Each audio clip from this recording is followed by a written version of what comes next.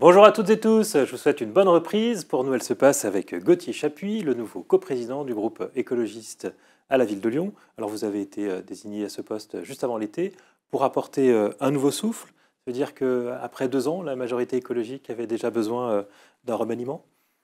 Bonjour, merci de m'inviter pour cette reprise. Alors effectivement, en fait, non, c'était dans nos statuts de changer au bout de 2 ans.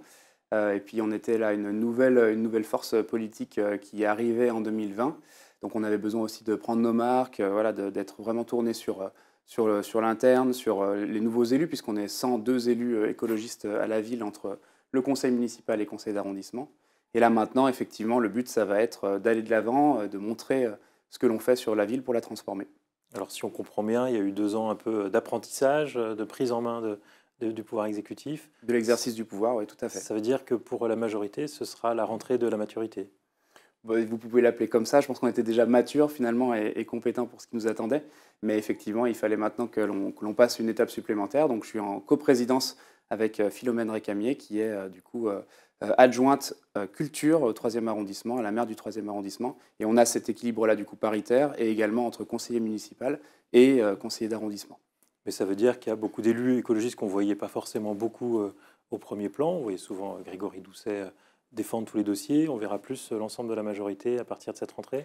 On voyait déjà les adjoints et les adjointes, puisque le maire de Lyon a aussi ça dans son ADN, de porter une véritable équipe, d'ailleurs qui dépasse notre groupe politique, hein, avec des partenaires qui sont à nos côtés. Maintenant, on va continuer dans cette mouvance-là pour montrer à voir tous les changements bénéfiques des politiques écologiques. Il y a eu aussi eu un changement à la région avec le départ d'Axel Marin, là, qui se fait dans un contexte un peu plus compliqué. On a compris Ouais, on que va dire que c'était... c'est quand même pas tout à fait le même contexte.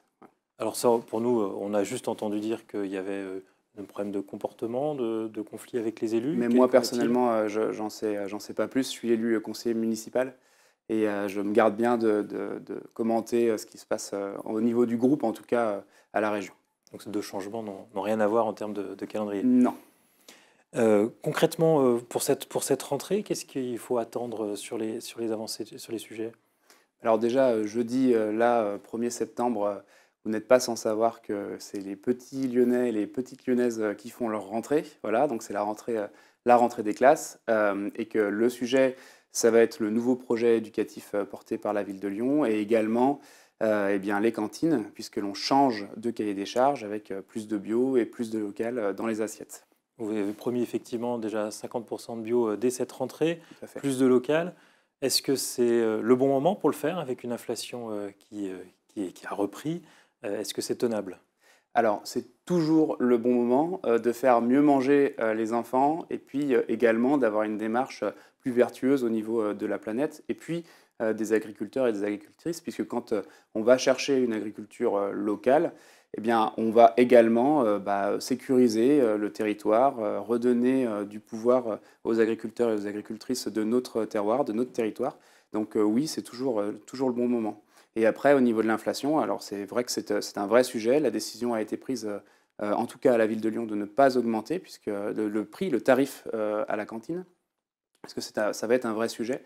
Le Euh, prix n'augmente pas pour les parents, mais on imagine qu'il va du coup augmenter considérablement pour la alors, ville. de toute manière, la cantine augmentait de 4 millions d'euros en termes de fonctionnement, puisque l'on va chercher des produits qui sont effectivement de meilleure qualité.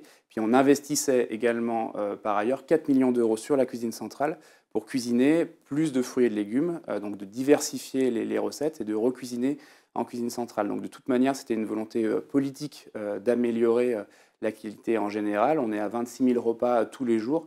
C'est aussi un enjeu de justice sociale, puisque chaque enfant, petit lyonnais et petite lyonnaise, comme je disais, passe à la cantine et du coup peut profiter maintenant d'un repas. Alors, vous l'avez dit, 50% bio dès cette année, mais le but, c'est vraiment d'augmenter après, au cours des 4 ans, pour arriver, on l'espère, à 100% d'agriculture biologique dans les 4 ans et 50% effectivement d'agriculture locale. Et plus de bio, plus de local pour tenir les coûts, ça veut dire qu'il y aura moins de certaines denrées qui sont peut-être un peu chères, notamment la viande. Alors non, de toute manière, la viande, c'était une volonté politique hein, d'en réduire la part, notamment pour des aspects de santé publique. Nous mangeons trop de viande au quotidien, et puis également pour des aspects écologiques, vu qu'il y a un impact plus fort au niveau des gaz à effet de serre sur la viande. Ce n'est pas du tout un aspect d'échelle économique. Voilà. Donc effectivement, vous l'avez dit, il y aura 2 repas proposés aux Lyonnais et aux Lyonnaises. Un repas qui s'appelle le Petit Bouchon, en clin d'œil au terroir, on va dire, et à l'historique gastronomique de la ville de Lyon, qui composera de la viande, où il y aura de la viande et du poisson. Et un repas qui s'appelle Jeune Pousse, où là, qui sera 100% végétarien, avec des vraies cuisines, des vraies recettes, une vraie cuisine végétarienne faite en cuisine centrale. Mais alors, comment vous allez tenir les coups face à l'inflation?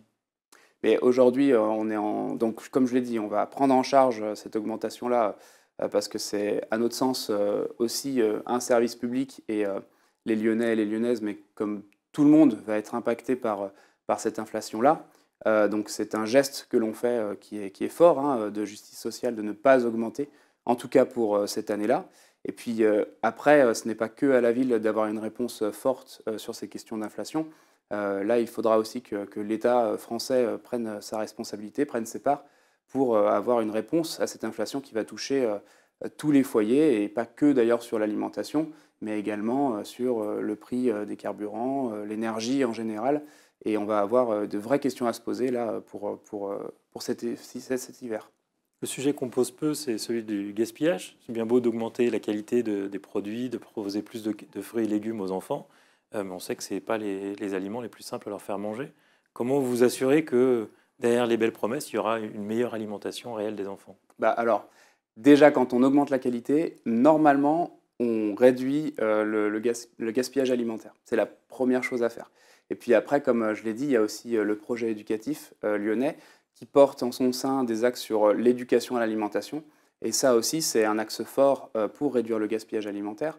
Eh bien, de renouer finalement avec notre alimentation, d'aller voir, que les enfants aillent voir aussi comment ça se passe dans les champs, et puis que des agriculteurs viennent aussi expliquer leur métier. Voilà, c'est tout cet échange-là qui permet aussi d'appréhender, de comprendre, de s'éduquer en termes d'alimentation, et du coup de réduire le gaspillage.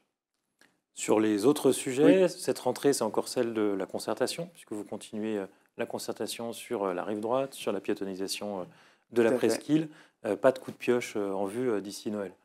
Alors, si, et puis des coups de pioche, il y en a eu même pendant l'été, puisqu'on a investi 7 millions d'euros là, pendant cet été-là sur la rénovation, notamment énergétique, hein, des bâtiments du service public. Donc 7 millions d'euros, c'est autant de crèches, d'écoles, de gymnases qui sont réaménagés là, pour la rentrée pour des conditions énergétiques. En tout, en fait, c'est 80 000 millions d'euros qui sont sur cette rénovation-là énergétique de nos bâtiments. 40 millions qui sont sur de nouvelles structures donc du bâti que l'on construit donc, au cours du mandat. Donc ça, c'est bien sûr en cours. Voilà. Après, par contre, effectivement, sur la participation citoyenne, ben, c'est dans notre ADN de redonner le pouvoir également au quotidien aux Lyonnais et aux Lyonnaises. C'est d'ailleurs le budget participatif là, qui avait pris son cours pendant le printemps dernier, et qui, pendant cet automne-là, on va avoir les projets qui ont été proposés par les Lyonnais et les Lyonnaises, qui vont être choisis pour effectivement débuter en 2023. Les Lyonnais iront voter parmi ces projets-là d'ici Noël. C'est ça, là on a reçu toutes les offres. C'est Chloé Vidal, l'adjointe à démocratie, qui s'en occupe. Et toutes ces offres-là ont été du coup proposées pendant le printemps. Et on va avoir les résultats là, cet automne-là. Autre sujet dans l'actualité, on a entendu le président annoncer la fin de l'abondance. Est-ce que c'est un discours qui vous a plu? Alors, pour moi, l'abondance, déjà, c'était une erreur d'utiliser ce terme-là, parce que tout le monde ne bénéficie pas de cette abondance-là. Et on l'a bien vu ces dernières années que en fait, c'était l'abondance de quelques-uns et de quelques-unes pour un modèle qui aujourd'hui va à l'encontre des limites planétaires. Donc cette phrase-là, elle est en déconnexion totale de ce que vivent les Français et les Françaises, et puis plus localement des habitants et des habitantes de la ville de Lyon.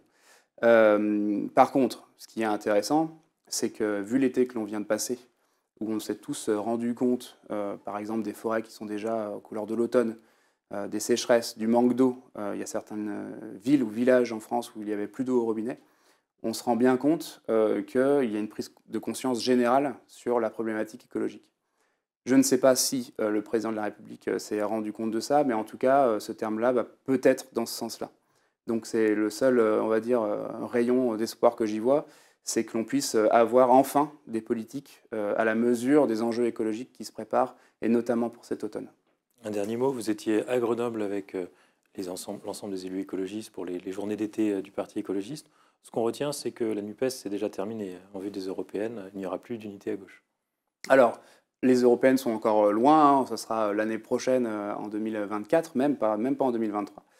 De toute façon, la NUPES, c'était un accord d'intergroupe électoral pour les législatives, ce qui nous a permis, on devait le faire, et ça nous a permis d'ailleurs d'avoir des députés, deux sur Lyon, et finalement, c'est historique, voilà, d'avoir deux députés lyonnais écolo sur Lyon.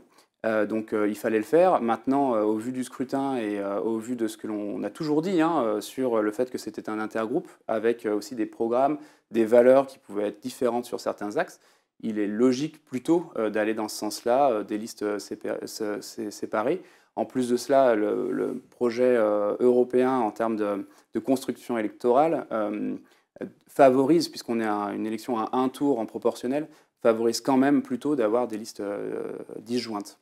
Gauthier Chapuis, je vous remercie. Merci. Moi, je vous dis à demain pour une nouvelle émission des coulisses du Grand Lyon.